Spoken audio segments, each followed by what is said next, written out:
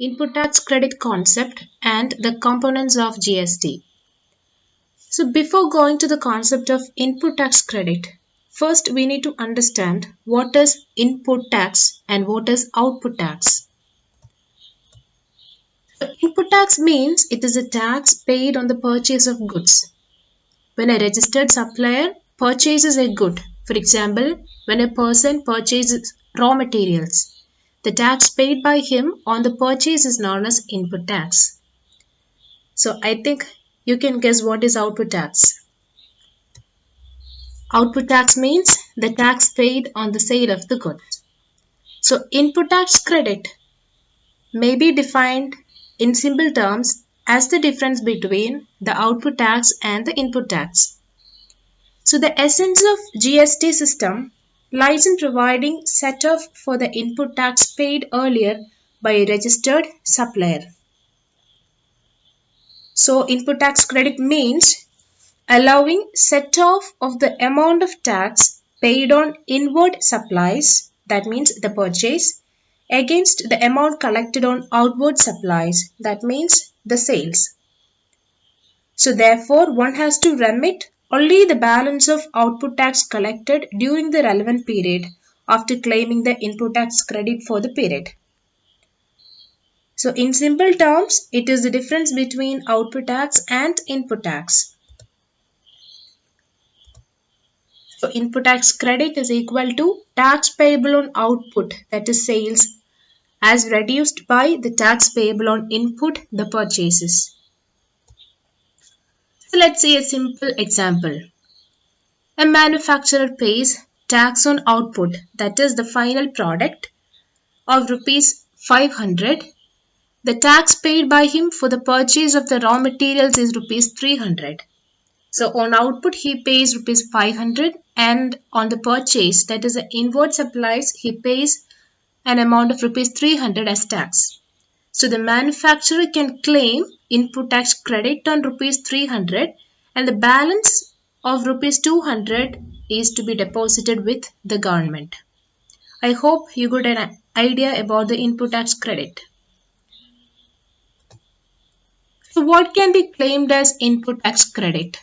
It can only be claimed for business purposes and it cannot be claimed for any personal use or exempt supplies which is exempted from tax, and also for supplies which are specifically not under the purview of ITC, that is input tax credit. So in the videos to come, we will have more discussion, a deeper understanding of input tax credit through numerical examples. Now, who can claim input tax credit? Can anyone? Can everyone? So, input tax credit can be claimed by some persons who are registered under GST only if the following conditions are satisfied. So, what are the conditions? Let's see. The dealer should be in possession of the tax invoice. He should have the tax invoice with him. Then, the said goods or the services have been received. He should have the tax invoice, the goods or the services which are mentioned. It should be received by the dealer. The returns should be filed. I hope you know what is returns. Returns means it is a document furnishing all the details related to the transactions conducted by the particular registered dealer. And the tax charge has been paid to the government by the supplier. The supplier should have paid the tax to the government. And when goods are received in installments, input tax credit can be claimed only when the last lot is received. So, after the last payment is received, only the input tax credit can be availed. And no ITC will be allowed if depreciation has been claimed on tax component of a capital good.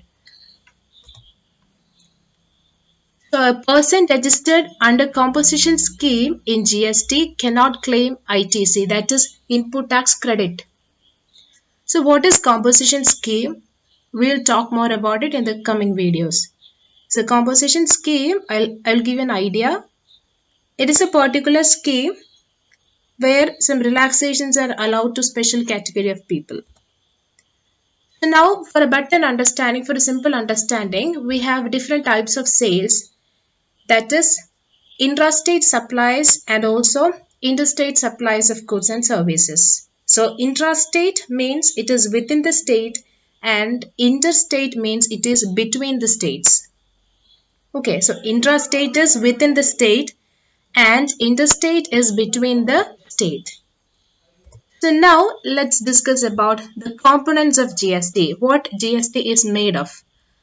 I hope you have heard of CGST, SGST, UTGST, IGST, and so many different types of components of GST like this. And I hope you have seen these components of GST in the invoice when you purchase a particular product or when you avail a particular service.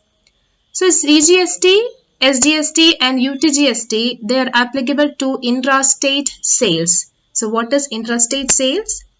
It is the supply of goods and services or the sale of goods and services within the state. Okay, so when does IGST comes into picture? IGST is applicable only to interstate sales. That means if there is a sales happening between Kerala and Tamil Nadu, IGST comes into applicability. So let's see more about this. CGST means Central Goods and Services Tax, that is levied and collected by the central government, and SGST means it is State Goods and Services Tax collected and levied by the state government and or union territories with own legislatures like Delhi and Pondicherry. Then UTGST means Union Territory Goods and Services Tax. It is same as in the case of SGST, there we have state, here we have union territory. Like Andaman and Nicobar Islands, Lakshadweep, Dadra Nagar Haveli, Daman and Diu and Chandigarh. And finally we have IGST, Integrated Goods and Services Tax. So IGST can be summed up as a total of CGST and SGST. So which is levied by the center on all interstate supplies. That means the supplies between the states. So I hope you have got an idea about the components of GST and input tax credit concept. More about it will be discussed in the videos to come forward. Thank you.